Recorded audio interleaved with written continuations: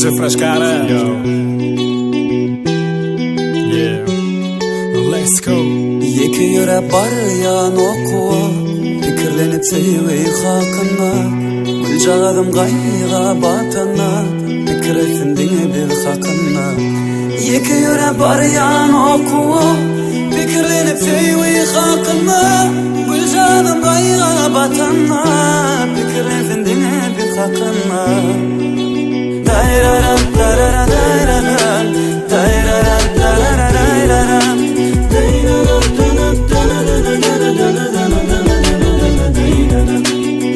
Kapıdan çıktım, daşarı eğem yaktı. Gün alasmanla göze düşer yaktı. Mektebe bardım, bilemoğum vakti. Gördüm gülcağızım, değil sevgim vakti. Saklanıp oyavattım, bu vakit sapık vakti. Aylanım daşından, oğlum sıcı başından. 17 yaşından, atalayan döşünden. Yukarıda tımşıcığı geçip gitti duşumdan. Yeki yöre baryan oku Fikirlenip seyvi hakkında Gülcağızım gayga batanma Fikirlenip dine bir hakkında Yeki yöre baryan oku Fikirlenip seyvi hakkında Gülcağızım gayga batanma Fikirlenip dine bir hakkında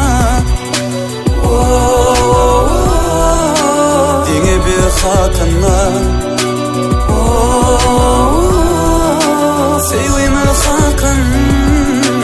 Gıyviyenin gıyveken, yöreciği buğdeken Duruşu bilen oğdeken, başardığını nereken Bari kucakladım, ala bakır yoğdeken Ayrılıp bilmedim, hoşa valı sadeken Delice, yanıcığı ballıca Köprek gülüver, sen tecüce dillice Göremene göründüm, sen sadece İntek vakti gelir, bolarfın senim gelinece Yine bilece, yine de bilece Bolanı bilece, bolcağıma gelinece Yeki yöre baryan oku Fikirlenip seyvi hakkında Gülcağızım gayga batana Fikretin dine bir hakkında Baryan oku Fikirlenip seyvi hakkında Gülcağızım gayga batana Fikretin dine bir hakkında Yeki yöre baryan oku Fikirlenip seyvi hakkında